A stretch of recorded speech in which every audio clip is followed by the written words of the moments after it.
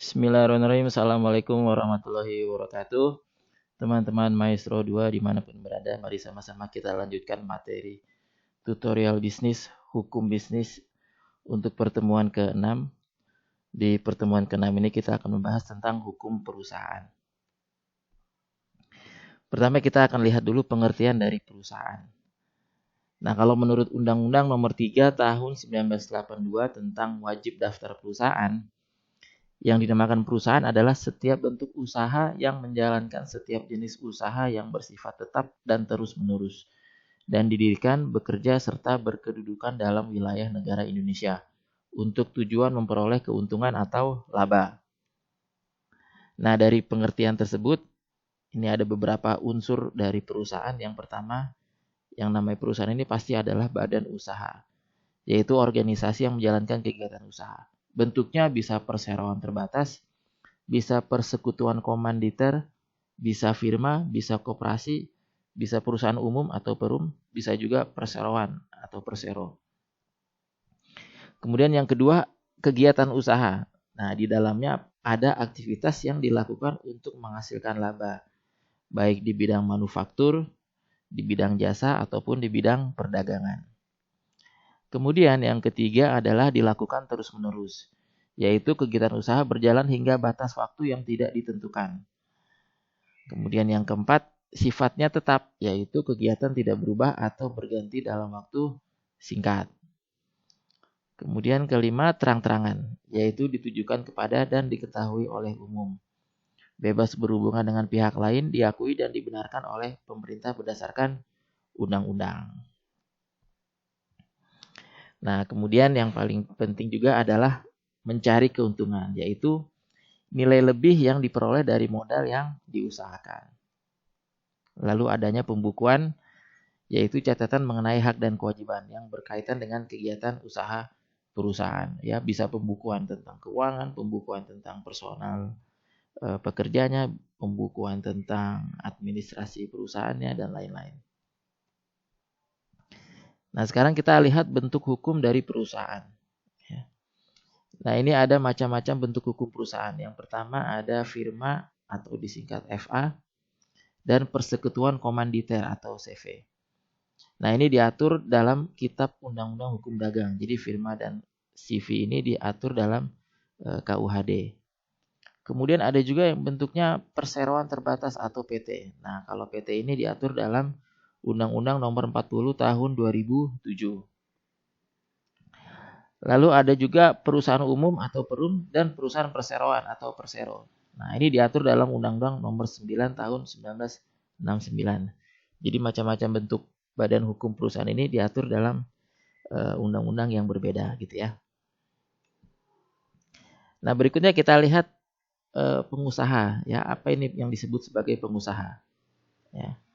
Pengusaha adalah orang yang menjalankan perusahaan atau menyuruh menjalankan perusahaan. Ya, jadi bisa dua nih. Bisa dia menjalankan perusahaan, bisa juga menyuruh untuk menjalankan perusahaan. Ya.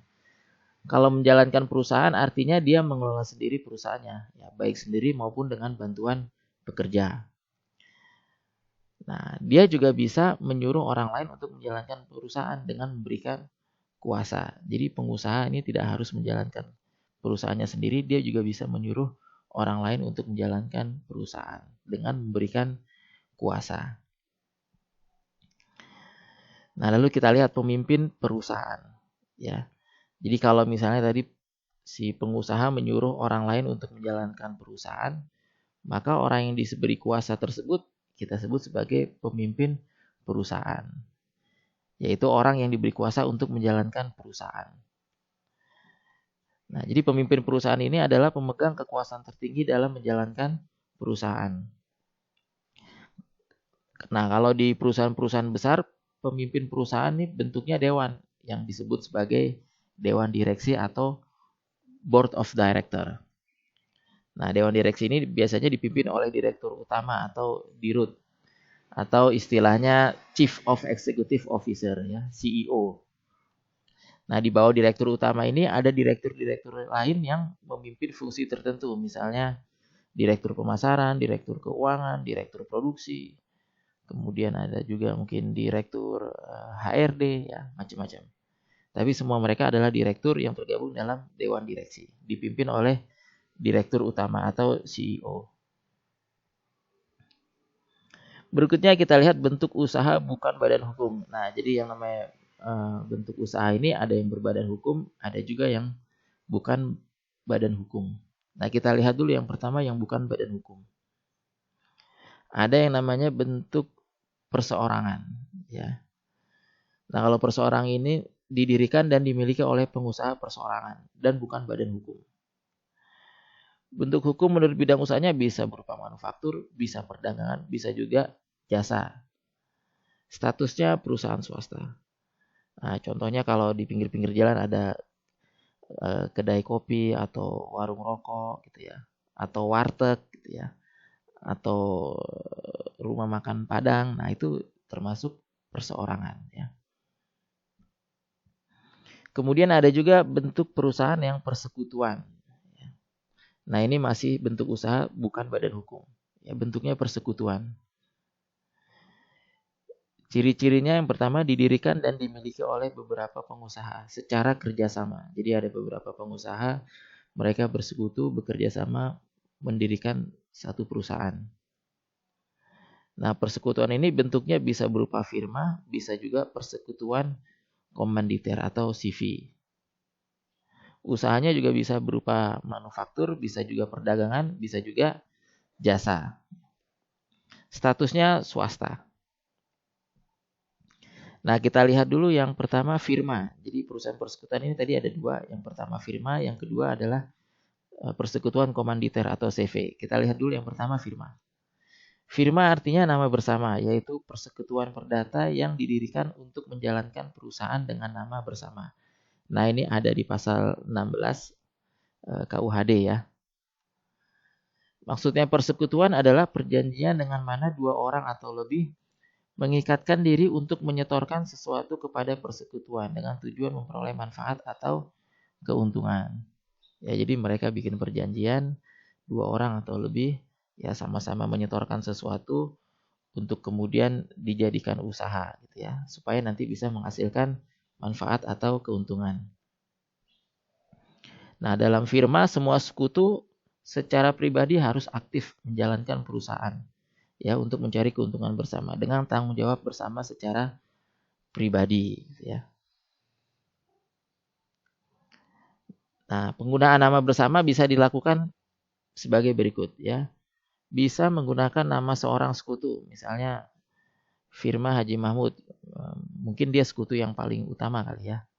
Nah, jadi bisa juga kita pakai nama sekutu yang paling utama. Atau bisa juga menggunakan nama seorang sekutu dengan tambahan, misalnya firma Ibrahim Abud and Brothers atau firma Ibrahim Abud and Bros gitu ya. Nah, biasanya ini firma-firma hukum gitu ya. Boleh pakai nama sekutu utama kemudian ditambahkan tambahan yang lain gitu ya. Kemudian bisa juga menggunakan nama himpunan semua sekutu, misalnya firma Astra. Nah, Astra ini singkatan dari Ali, Sumarni, Tantowi, Rafiah, dan Astaman. Nah, misalnya gitu ya. Disingkat jadi Astra. Atau menggunakan nama bidang usaha, misalnya firma Ayam Buras, karena memang usahanya di bidang ayam buras gitu ya. Atau boleh juga menggunakan nama lain yang sepakati, misalnya firma Sejahtera Abadi. Nah, silakan. Jadi penggunaan nama bersama bebas ya. Boleh menggunakan nama sekutu utama, boleh menggunakan nama sekutu utama dengan tambahan, boleh menggunakan singkatan dari nama semua sekutu, boleh di bidang usahanya, boleh juga pakai nama lain gitu ya.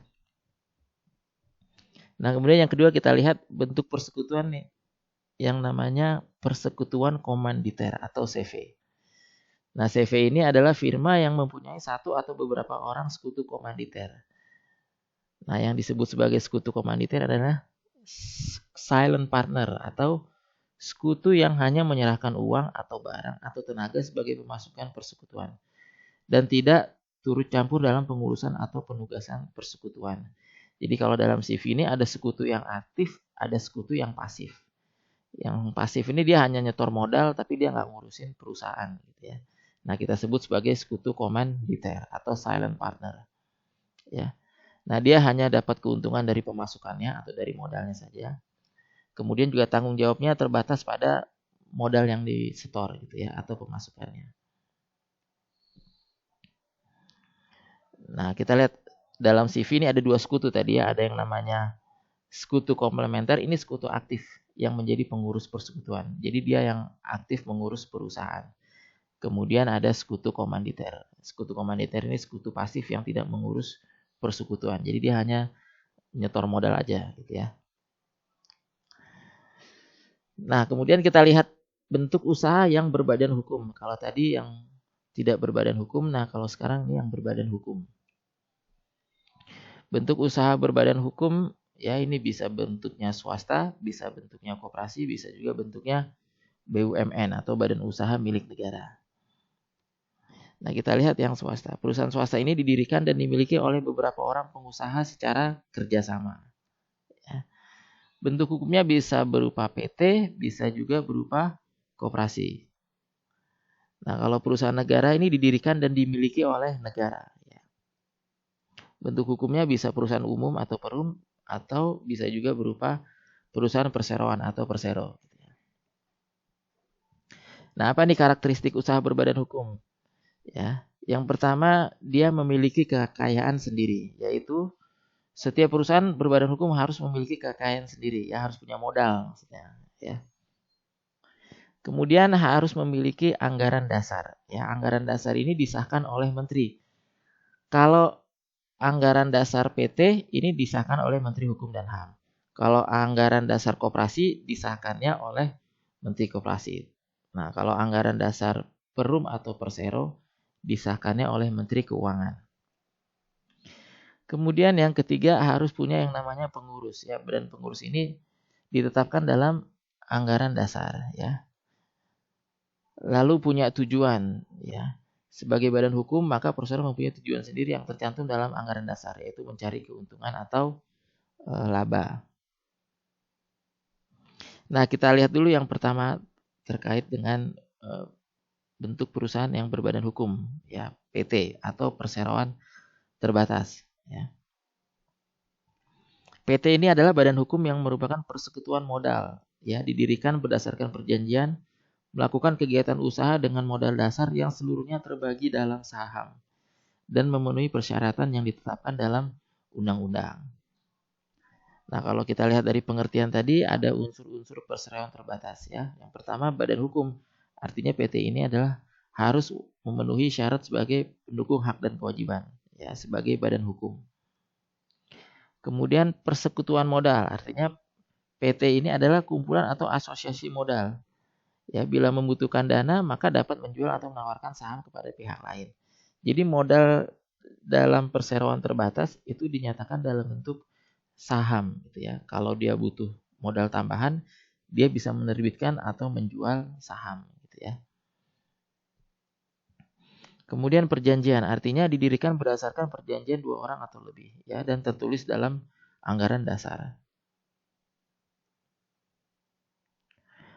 Kemudian yang keempat adalah kegiatan usaha. Artinya kegiatan perekonomian yang bertujuan mencari laba dilakukan oleh PT.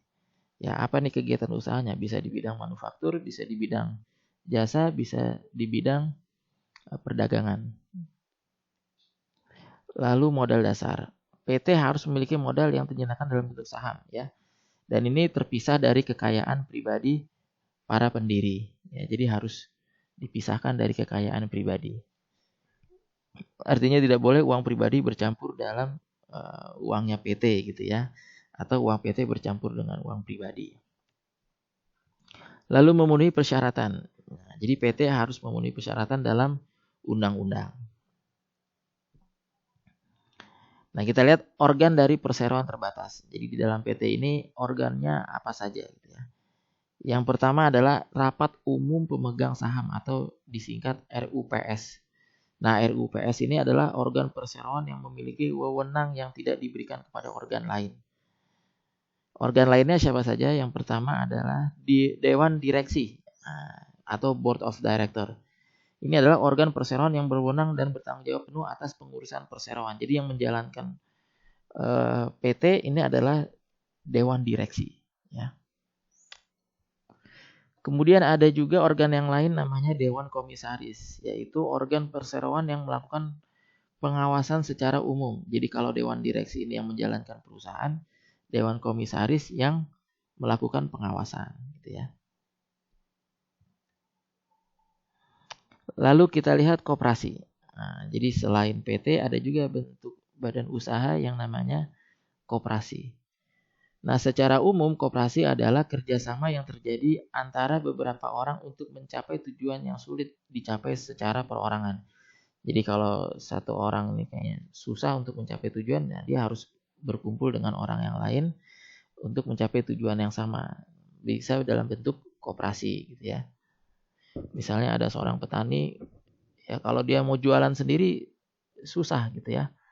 Nah, dia bisa menghimpun petani-petani yang lain, kemudian dia bikin koperasi, lalu dia bisa jualan sama-sama, ya, sehingga jauh lebih mudah. Nah, kalau dalam pasal 1 Undang-Undang Nomor 25 Tahun 92 tentang perkoperasian, yang disebut sebagai koperasi adalah badan usaha yang beranggotakan orang seorang atau badan hukum koperasi dengan melandaskan kegiatannya berdasarkan prinsip koperasi sekaligus sebagai gerakan ekonomi rakyat berdasarkan atas kekeluargaan. Nah, jadi kalau kita lihat di sini anggotanya bisa orang seorang atau badan hukum koperasi. Ya, jadi bisa anggotanya ini perorangan ya, individu, bisa juga anggotanya koperasi ya. Jadi koperasi A, koperasi B, koperasi C, koperasi D gitu ya. Bikin koperasi sama-sama yang lebih besar. Nah, koperasi ini kalau dilihat sebagai perusahaan ya, dari segi ekonomi, ini beberapa orang disatukan oleh kepentingan ekonomi yang sama. Tadi misalnya contohnya ada orang petani, seorang petani dia bingung mau jualan hasil taninya. Kalau sendirian dia kesulitan, maka dia bisa membentuk koperasi dengan petani yang lainnya sehingga jualannya jadi lebih mudah gitu ya. Kemudian bertujuan memajukan kesejahteraan bersama berdasarkan asas kekeluargaan. Jadi para anggota ini ya membuat koperasi supaya mereka semua sama-sama sejahtera. Jadi bukan hanya satu petani saja yang sejahtera, tapi petani-petani lain yang menjadi anggota koperasi juga ikut sejahtera bersama-sama. Gitu ya. Kemudian koperasi dimiliki bersama, dibiayai bersama dan dikelola bersama, gitu ya. Nah, tapi kalau dari segi hukum, ya, anggaran koperasi ini didaftarkan dan disahkan oleh pejabat koperasi setempat. Nah, biasanya ada dinas koperasi gitu ya di kota atau kabupaten. Kemudian diatur dalam pasal 9 Undang-Undang Nomor 25 Tahun 92 tentang perkoperasian. Perangkat koperasi apa saja gitu ya. Kalau tadi PT ada rapat umum pemegang saham, ada dewan direksi, ada dewan komisaris. Nah, kalau di koperasi perangkatnya ada yang namanya rapat anggota. Rapat anggota ini kalau di PT sama seperti RUPS atau rapat umum pemegang saham. Nah, ini adalah perangkat koperasi tertinggi berdasarkan musyawarah untuk mencapai mufakat. Kemudian ada perangkat lain yang namanya pengurus koperasi. Pengurus koperasi ini adalah pemegang kuasa rapat anggota, dipilih dari anggota koperasi dan diangkat dalam rapat anggota. Jadi pengurus koperasi ini yang menjalankan koperasi gitu ya, yang mengurusi operasional koperasi. Kemudian ada pengawas koperasi. Pengawas koperasi ini perangkat koperasi yang bertugas menjalankan pengawasan jalannya koperasi. Jadi kalau dalam PT tadi ada namanya Dewan Komisaris, tapi kalau di koperasi ada namanya pengawas koperasi. Nah, kemudian kita lihat bentuk usaha milik negara. Kalau tadi yang swasta terdiri dari PT dan koperasi. Nah, kalau yang badan usaha milik negara ini ada yang namanya BUMN, ada juga BUMD gitu ya, badan usaha milik daerah gitu ya. Dua-duanya milik pemerintah ya. Nah, kita lihat dulu yang pertama perusahaan umum ya, atau Perum. Nah, Perum ini diatur dalam pasal 1 diatur dalam Peraturan Pemerintah Nomor 12 Tahun 98 ya. Kalau dalam pasal 1 kita bisa lihat pengertiannya adalah badan usaha milik negara sebagaimana seluruh modalnya dimiliki negara berupa kekayaan negara yang dipisahkan dan tidak terbagi atas saham. Jadi modalnya yang punya adalah pemerintah atau negara gitu ya. Dan tidak dibagi dalam saham. Jadi kalau dia butuh modal tambahan, dia pemerintah tinggal kucurkan dana tambahan gitu ya sebagai modal. Ya, jadi tidak boleh jualan saham. Nah, tujuan dari Perum ini adalah menyelenggarakan usaha yang bertujuan kemanfaatan umum, ya, berupa penyediaan barang dan jasa yang bermutu tinggi sekaligus memupuk keuntungan berdasarkan prinsip pengelolaan perusahaan. Nah, contoh Perum misalnya Perum Damri, ini perusahaan transportasi, ya. Kemudian selain Perum ada yang namanya Persero atau perseroan, ya. Nah, ini diatur dalam Undang-Undang Nomor 9 Tahun 1969. Persero adalah badan usaha milik negara yang berbentuk perseroan terbatas. Jadi bentuknya PT, ya, tapi PT-nya pemerintah. Di mana seluruh modalnya paling sedikit 51% modal saham dimiliki oleh negara melalui penyertaan modal langsung. Nah, Persero ini misalnya contohnya PLN gitu ya. Tujuannya menyediakan barang dan atau jasa yang bermutu tinggi dan berdaya saing ketat, ya, baik di pasar dalam negeri maupun pasar internasional. Kemudian dia juga memupuk keuntungan guna meningkatkan nilai perusahaan. Ya, jadi yang namanya Persero ini selain dia tujuannya untuk kemanfaatan umum, tapi juga dia mencari laba atau keuntungan. Kemudian ada juga yang namanya perusahaan daerah, ya, atau BUMD. Nah, ini diatur dalam pasal 2 Undang-Undang Nomor 5 Tahun 1962. Nah, dalam pasal 2 tersebut kita bisa lihat pengertiannya. Perusahaan daerah adalah semua perusahaan yang didirikan berdasarkan undang-undang ini yang modalnya untuk seluruh dan atau sebagian merupakan kekayaan daerah yang dipisahkan kecuali jika ditentukan lain atau dengan berdasarkan undang-undang. Jadi ini sama persis seperti Perum, tapi kalau Perum kan kekayaan negara, kalau BUMD ini dari kekayaan daerah gitu ya. Nah, menurut pasal 5 Undang-Undang Nomor 5 Tahun 62, perusahaan daerah merupakan badan usaha pemberi jasa penyelenggara kemanfaatan umum dan memupuk pendapatan.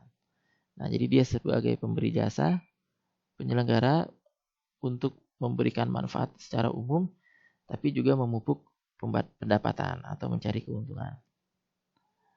Jadi perusahaan daerah ini bertujuan untuk turut serta melaksanakan pembangunan daerah khususnya dan pembangunan nasional secara umum supaya bisa memenuhi kebutuhan rakyat dengan mengutamakan industrialisasi, ketentraman dan kepuasan kerja dalam perusahaan.